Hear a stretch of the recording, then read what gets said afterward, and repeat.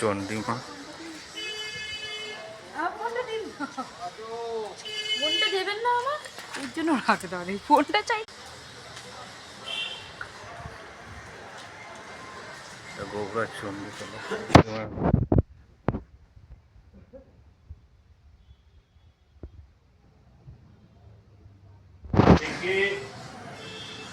জল ঢালেন, কাল থেকে জল ঢালতে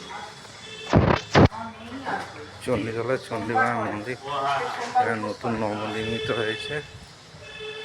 এখানে দেখুন শিব ঠাকুরের মন্দির করা হয়েছে। এখানে পাঁঠা বলি হয়।